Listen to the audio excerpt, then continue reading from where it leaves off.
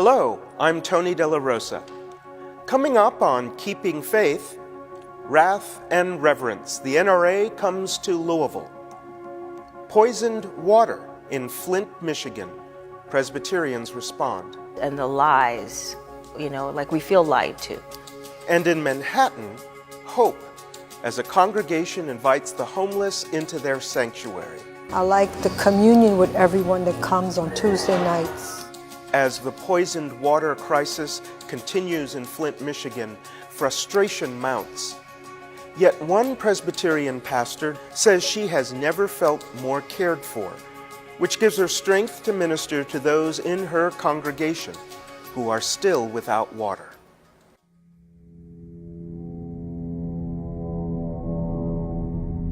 Overall, there's just a sense of shock.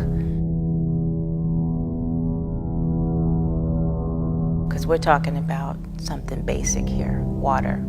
Clean water is, for goodness, we live in the Great Lakes states, and we can't drink our water. Something's not right here. There's nothing you can even do about it.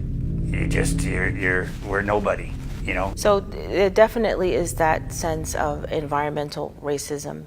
There's a feeling that things were intentional, and the lies, like we feel lied to. The city says don't drink the water, use the filter, but they said you can do your dishes in the filtered water.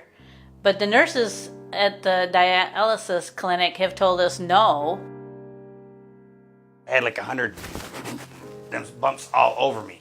Now I've been doing my showers at my mom and dad's. They live out of Flint, and I still wash my hair here, and I think that's what's still giving me a fuel, My dialysis nurse said it's from the lead, period. So there's mixed messages, so what to do.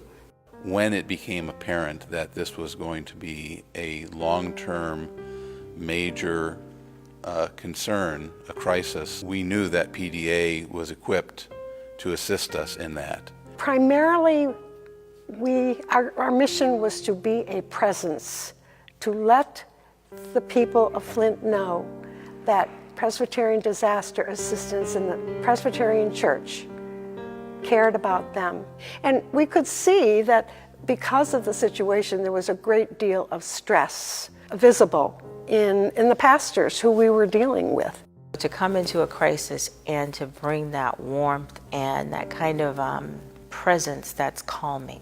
So that's what I get from Gail. For the congregation to hear that the national church is interested and is taking time to take part in this, that speaks volumes.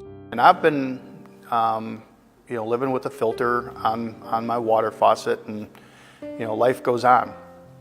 But it doesn't go on for everybody, because there are different perspectives and different pressures on different people in different socioeconomic classes. And everybody needs to be cared for. It's one thing to read about it in the Book of Order, or, we're connectional, but then to live it, it's still amazing, because people are still calling, wanting to know how we're doing. It makes me even more glad that I'm Presbyterian. I think knowing that PDA was thinking, praying, caring, organizing on our behalf, it gave me energy. It's very nice to know how far those ripples go in a pond.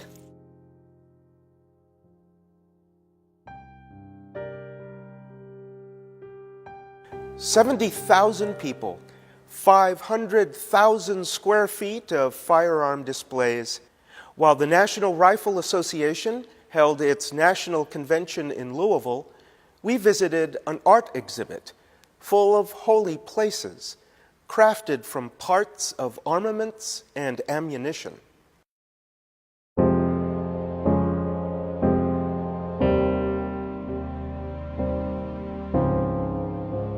Well, it's quite a conflict when I see these holy places made of the parts of ammunition and weapons that I'm quite familiar with. I grew up with guns. I've got 3 shotguns of my own. I think Presbyterians and anybody else who has a heart for other people ought to be working to reduce gun violence in this country. The thorniest part of that issue is what to do with all the guns that are already out there. I mean, there's more than one gun for every person in this country. I think one of the downsides of that is at a time when we live in a nation that is so fearful of everything, immigrants, change in the social order, it just doesn't fit with my understanding of where we ought to be.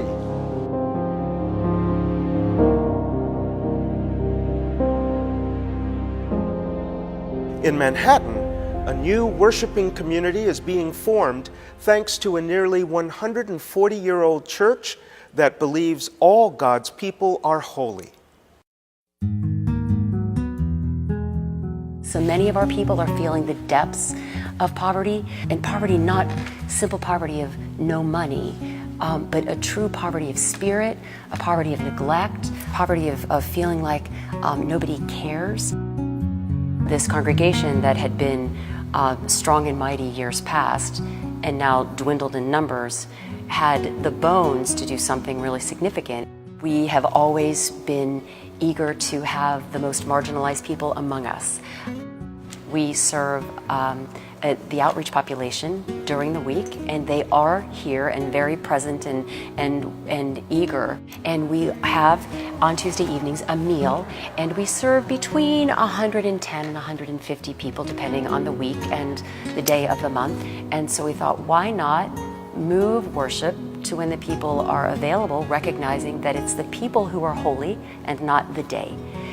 So we had made a couple of announcements. We posted a few things around the neighborhood. We opened our doors, and we have a great group of musicians, and they started to play. And within 15 minutes, we had 65 people sitting in our church waiting for worship. Now that we have launched a new worshiping community on Tuesday evenings, we see that beloved kingdom magnified. By the end of a worship experience, golly, 45, 50, 55 homeless or sheltered men and women, maybe 7 or 10 or 15 people from the Upper East Side, the standard third most wealthy zip code in the United States population here as well, all worshiping and caring for one another in a true, just community. I like the communion with everyone that comes on Tuesday nights. It sticks in your head, the sermon or the message that they give. You look forward to it. When I leave this place on a Tuesday night, my life has been transformed because of these people. That's great. That's great. It really is cool, isn't it? It's so exciting. Thanks for joining us for Keeping Faith as we engage in God's mission to transform the world. And may the peace of the living Christ be with you.